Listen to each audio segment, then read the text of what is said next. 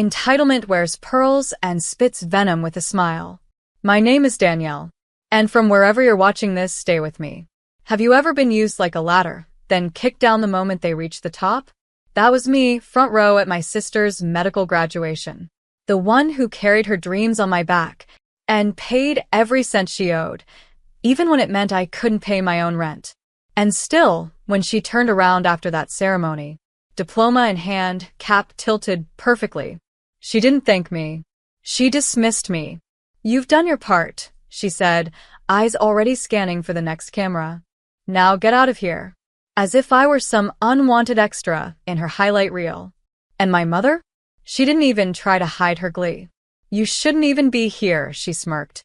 This is her moment. Their laughter blended with applause. Their cruelty drowned under claps and confetti. And me? I just smiled. Because that was the moment I knew. They had no idea what I'd done. And they had absolutely no idea what was coming. You see, I was never supposed to be anything. Not the favorite. Not the golden child. Just the one who made things easier. The girl who dropped out of college to work 3 jobs. The girl who paid utilities while they framed graduation photos. When my sister wanted med school, they turned to me like it was expected. "She's brilliant," they said. "It's your duty to support her." So I did. I poured everything I had, and then some, into her education. I said no to my own dreams. No to nights out. No to anything that didn't revolve around keeping her afloat. I sent money from a studio apartment where the walls leaked and the power flickered if I used the microwave and the kettle at the same time. I worked shifts until my legs went numb. But I never complained. I thought maybe, just maybe, love would catch up one day. That if I built her wings, she'd carry me with her. But people like my sister? They don't fly with you. They fly over you. And people like my mother? They hand you matches, then mock you when you burn. So when they humiliated me that day, in front of her professors, classmates, and God knows who else, I didn't cry. I left. Silently. And when they got back to the house, the one they thought they still owned, well, let's just say, they finally realized why I didn't argue. I wasn't born with a voice. I had to build one in silence. My sister, Camille, was the golden light. And me? I was the shadow she cast. Growing up, it was always clear. Camille mattered. I managed. She got piano lessons. I got handed the mop. She got braces and ballet. I got told, "You're strong. You don't need all that." It wasn't hate. It was something colder. Neglect disguised as duty. My mother didn't scream or hit. She smiled sweetly and said things like, "Danielle's our helper. She's reliable. Camille is sensitive. She needs more support." Support. Right. Support meant I skipped college orientation because Mom needed help organizing Camille's dorm. It meant I pawned my camera, the one thing I loved, to cover Camille's textbooks. And when I got a promotion at my job as an assistant accountant, Mom said, "That's perfect. You'll be able to send a bit more now, right? Camille's in her residency. It's crunch time." And I said yes. I always said yes. Until one day I didn't. It was 2 years before the graduation. I was in my dim apartment, crunching numbers for a late report when I looked at my bank account. My hands shook. For years. $72,000 wired to that household. All of it for a family that hadn't called me on my birthday in 3 years. That night, something inside me snapped, not in anger, but in clarity. And I made a decision. The house, our childhood home, was in my late grandfather's name.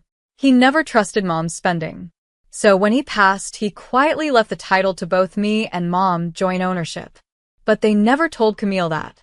And when Mom had trouble paying the property taxes 3 years ago, she'd called me, begged me to help just this once. So I did, on one condition. She signed full power of attorney for the house to me temporarily. She never read the fine print.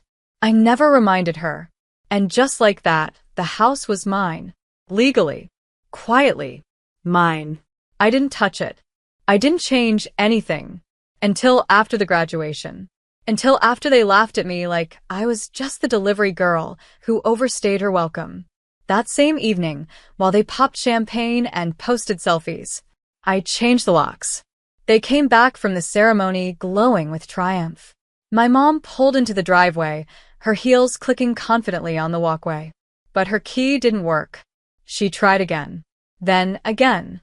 Until I stepped out of the neighbor's yard with a quiet smile. "Forgot to tell you," I said. "Ownership's been updated." "What the hell are you talking about?" she hissed. I pulled out the file folder. Power of attorney. Full transfer. Tax records. All paid by me. Property deed. With my name. Bold and centered. Camille stood frozen. The diploma in her hand. Useless in that moment. You wouldn't dare," Mom whispered. "Oh," I replied. "I already did." Some truths don't destroy families. They expose the fact that there never really was one. They stood outside the house like strangers. Mom tried calling me every name under the sun. Camille stood there, stunned, clutching her degree like it could unlock the door. "You ungrateful little," Mom started. I didn't flinch, just handed her the same words she once gave me. "You shouldn't even be here." She recoiled like I'd slapped her. Camille finally spoke. "You can't do this. You're not better than us." And I smiled. "I'm not better. I'm just done." They didn't know what to do. The neighbors were watching now. The perfect family? Crumbling in broad daylight. Mom tried bargaining. Said we'd talk it through. Camille tried guilt.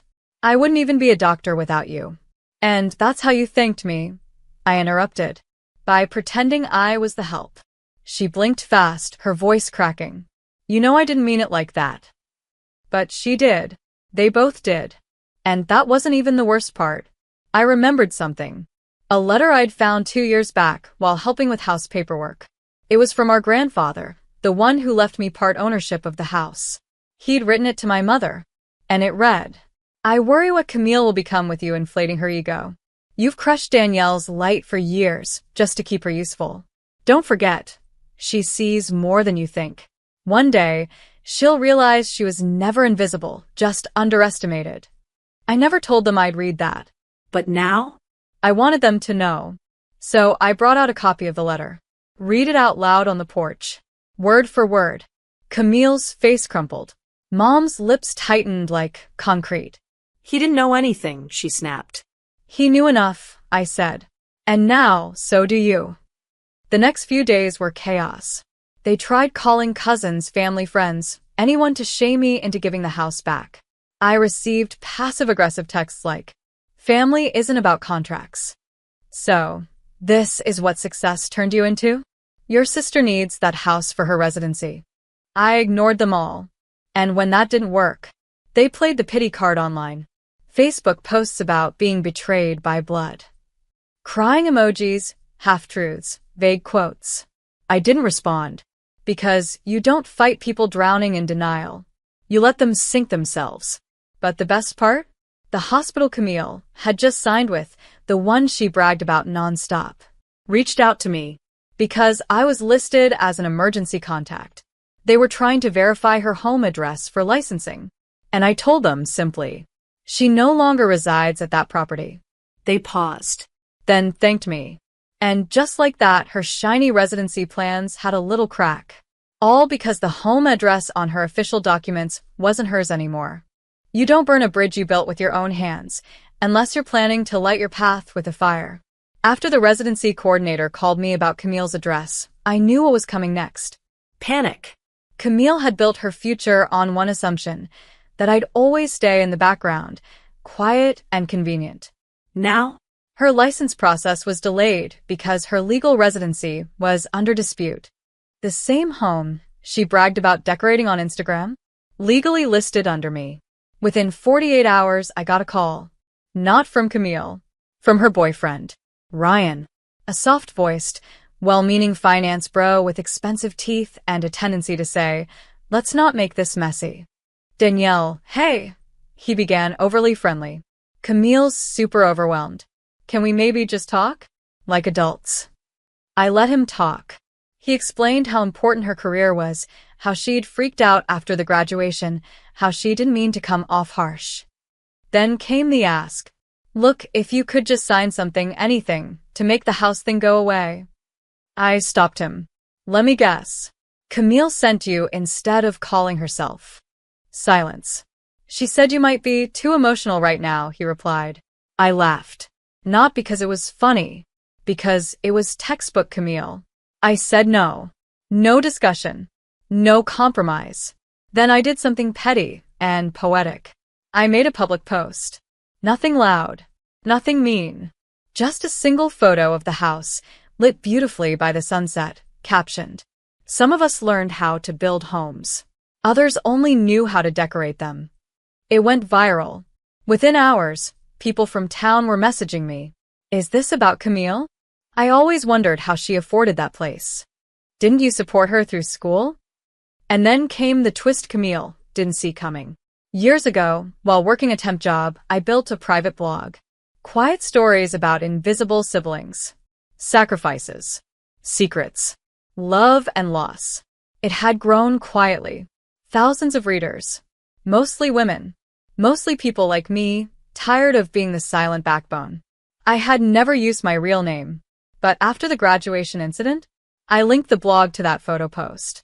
People made the connection.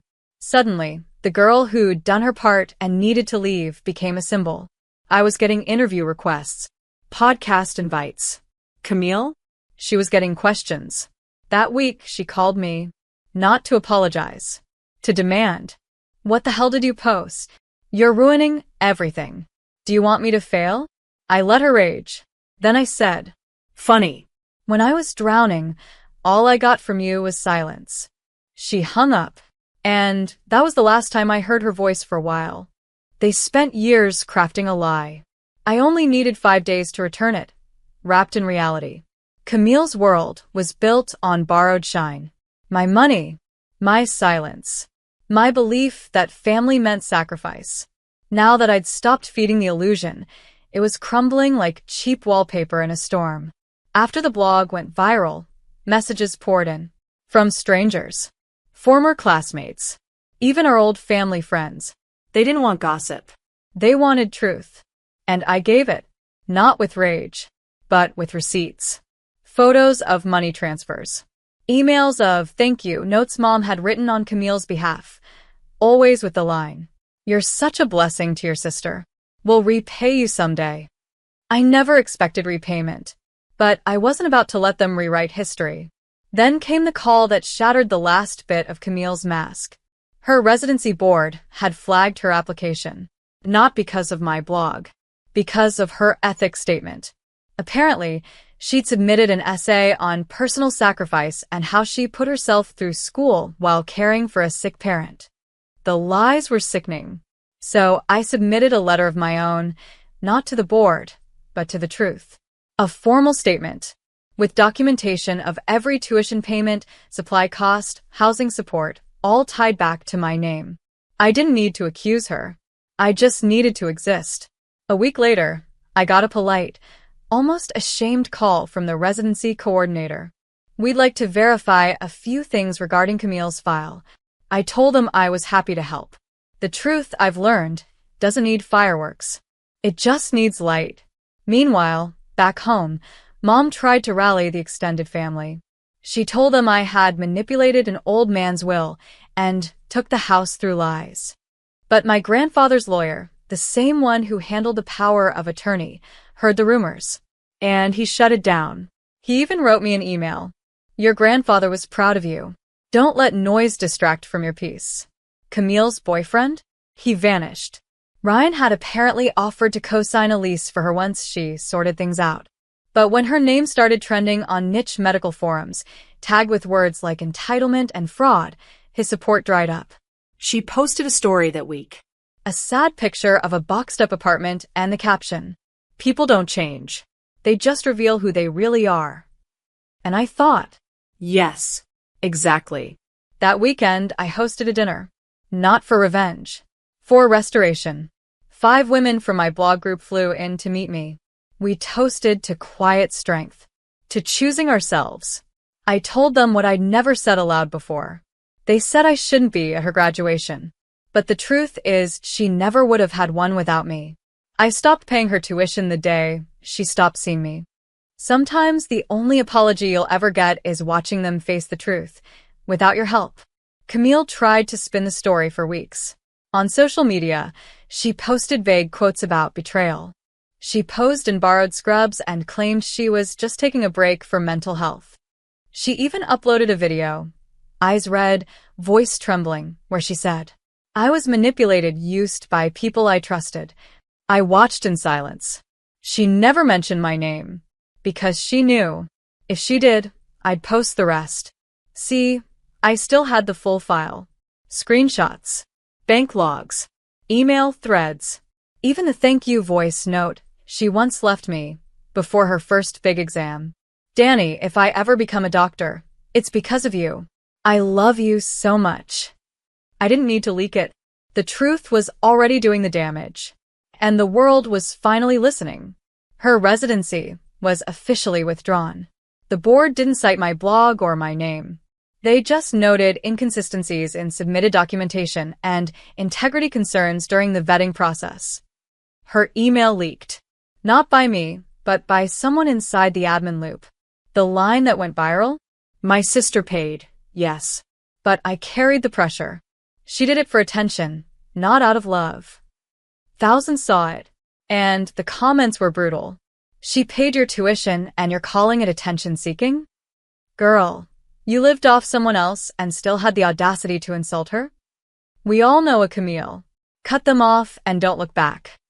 Then came the message from Camille. A real one this time. A long email.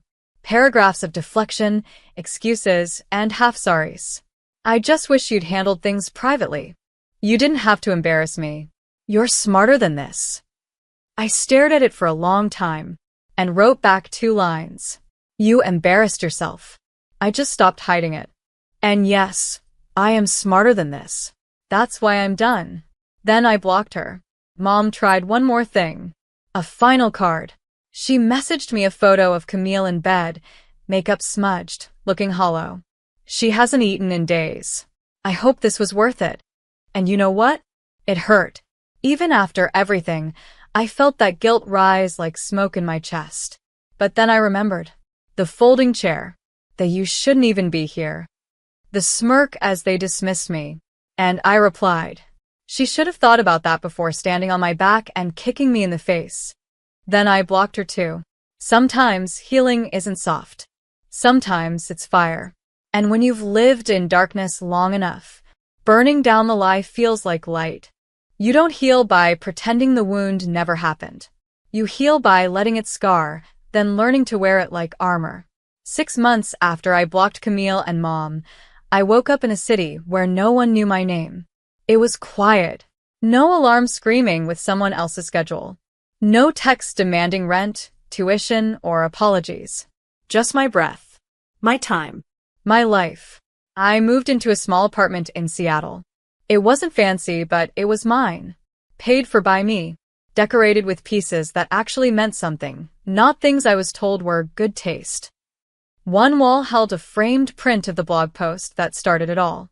The one where I wrote, "Invisible daughters grow teeth when no one feeds them. And once they learn to bite, they never go hungry again." I started writing more. Not about Camille. Not about Mom. About me. The girl who stayed silent in her own family. The woman who bought a house and never lived in it. The survivor who walked out without taking revenge and still won. My blog turned into a book deal. A small indie publisher. Modest, but real. The advance wasn't huge, but when I opened that first royalty check, I laughed. Not because of the money, because I made it without owing anyone a single thank you text. At a reading event in Portland, a young woman stood up during Q&A. Her hands were shaking. "Your story. I felt it in my bones. My sister's the golden one too. My mom calls me the Rock." Like it's a compliment, but it just means I never get to break. I walked off the stage and hugged her. That's when I knew this wasn't about Camille anymore. This was about every girl who was taught to serve silence. Every woman who poured herself out so someone else could shine. One evening, I got a letter in the mail. No return address. but I recognized the handwriting instantly. It was Camille. Inside was a photo of us as kids, her in a princess dress, me in the background holding up her train, and a single note. You were always the one holding it all together. I just never looked back to see you. No apology. No request. Just that. I didn't cry. I just folded the photo, placed it in a journal, and wrote beneath it. Not looking back was your choice. Not waiting anymore is mine. For the first time in my life, I wasn't needed by anyone. And it didn't feel lonely. It felt like freedom. They thought I was the background, but the whole time, I was the frame. 1 year later, I stood on stage at a small local conference titled Unsung Women. The keynote speaker before me was a trauma nurse. The one after me was a teacher who survived domestic abuse. And in between? Me. A former invisible daughter who quietly built futures, then reclaimed her own. I opened my speech with the same sentence that had once opened my blog. The ones they silence are often the ones with the clearest voice. It just takes time to find the volume. And then I told the story. Not of Camille. Not of my mother.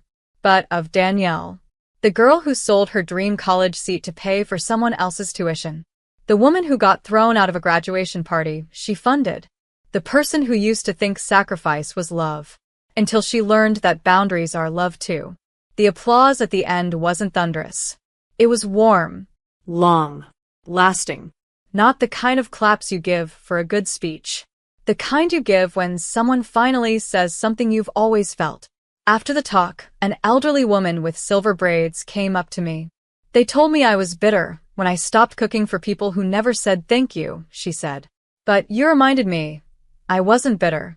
I was just done. We hugged, and I realized I wasn't alone anymore. Back in my apartment, I now keep a framed quote above my writing desk. It's simple. You've done your part, not as a wound, as a badge. Because I did do my part. More than anyone asked, more than anyone thanked, but the mistake wasn't in the giving. It was in staying long after they told me I didn't belong. Now? I belong to myself. Camille is working again. Not as a doctor, not yet. She's rebuilding. Quietly. Maybe honestly this time. We haven't spoken. I don't think we need to. Sometimes, closure doesn't come in conversation. It comes in the space between who you were and who you refuse to remain. As for me, I write. I mentor. I laugh. My house is still in my name. But I don't live there. I left it behind, not to spite them, but to remind myself I never needed a roof built on guilt. To anyone listening, if they tell you your only worth is what you give them nothing. If they say, you've done your part, say yes. And now I choose me. Because one day, when they come knocking again, you won't even hear it. You'll be too busy living the life they never imagined you were brave enough to build. And that is the final silence they'll never recover from.